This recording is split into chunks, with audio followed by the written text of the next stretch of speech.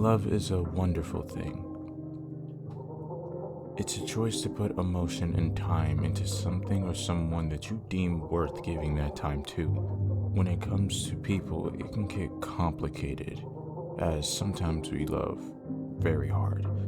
It isn't really a bad thing, but in Kenny's case, his love for people he chooses is ferocious. When he attaches to someone like Katja, Duck, and later Clementine, it's not casual. It goes all the way up to the identity level, and his whole sense of purpose locks onto protecting his people. In The Walking Dead, the dead aren't the hardest thing to survive. It's attachment, and Kenny never learned to let go.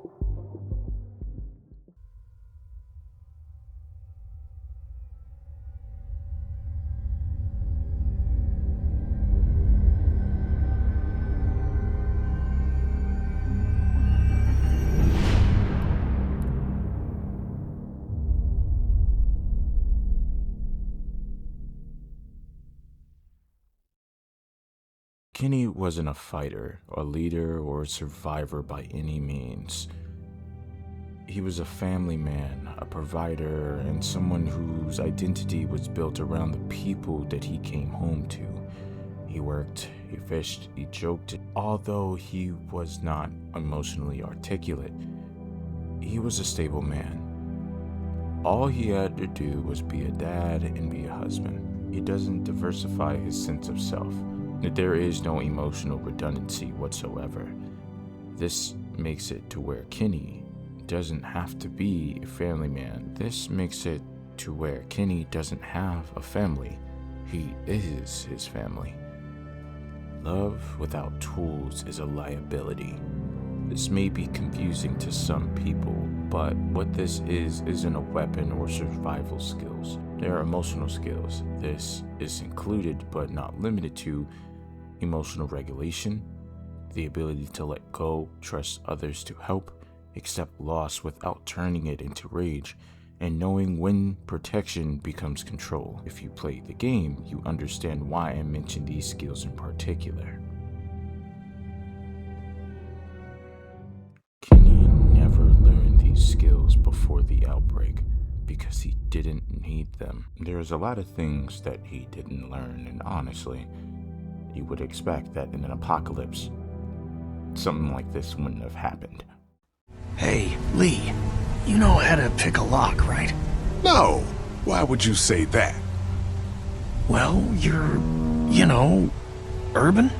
Oh, you are not saying what I think you're saying. Jesus, man, I'm from Florida. Crazy shit just comes out of my mouth sometimes. Sorry. Before, problems had systems, like jobs, laws, doctors, etc. Loss was rare and processed slowly, and love didn't require constant crisis management. And Kenny only knew how to do these three simple things: love harder, protect more, and push through. That works in normal life, but in the apocalypse, this fails catastrophically. And how does this make him more of a liability? Without these tools needed for love, fear replaces judgment. When he gets angry, it replaces communication skills. When he controls, it replaces trust. Every threat feels existential because love is the only thing holding him together. That's why he lashes out. That's why he refuses to compromise. That's why he sees disagreement as betrayal. Can still save him. I wish she could, believe me, I do. That man is dead. You both know what happens next. Kenny, listen. Don't think I forgot about what you said at the drugstore, when you all thought Duck was bitten. Well, I'm just doing the same thing, except Duck wasn't bitten, and we know this guy's not gonna make it. Remember what Ben said, gotta destroy the brain. I know we don't see eye to eye on a lot of things, but come on, Lee. You gotta step up for me this time. I need to know you're with me on this. God damn it, Lee, I need you! Please help me! Come on, Dad. Come on. Lee! It's not because he's cruel at all. It's only because disagreement feels like the first step towards loss. The moment someone disagrees, he can almost see them perishing and leaving not only this life, but leaving him alone. So if you were to compare Kenny with characters like Lee, for example, Lee loves Clementine with boundaries.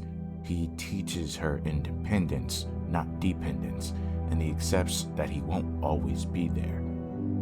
Unfortunately, Kenny can't accept that, because accepting that would mean admitting that he's already failed once, and he might fail again. And that kind of thought process is dangerous. The heartbreaking irony of all this is that Kenny's love should make him a protector, but without these tools, it just keeps turning him into a threat. And the group sees it. Kenny shows us that love isn't enough.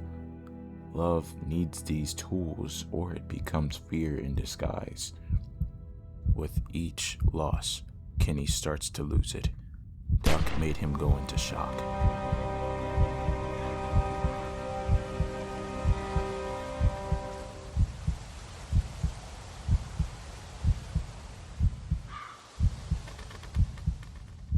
Katjaa's loss made him lose his stability. Cat! Katjaa!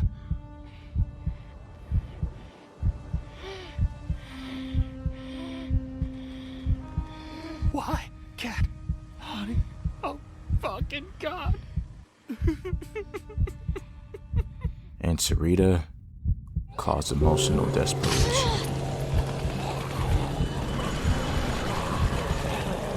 What the fuck did you do?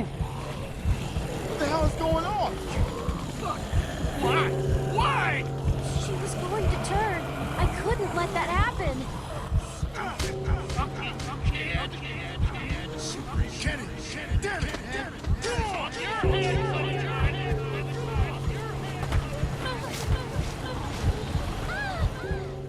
And Kenny doesn't know how to grieve any of them. When you disagree with Kenny with all this in mind, he feels betrayed emotionally. And to him, it feels like abandonment, and that feels like death to him. That's why some players turned on him, and why some players defended him so hard. Which one did you pick? Tell me in the comments, and I'd love to hear the choices that you decided, as neither of them wrong, and you're entitled to your own opinions when it comes to this game. People hate Kenny because he is emotionally inconvenient, and he reflects uncomfortable truths. Grief makes people controlling. Love can become coercive. Pain doesn't always make us better. We don't judge Kenny for being violent. We judge him for needing too much. Kenny isn't a warning about rage at all. You must look deeper. This deep down was a warning about loving without learning how to survive loss. In a world where everything ends, Kenny showed us that the hardest thing to survive is caring.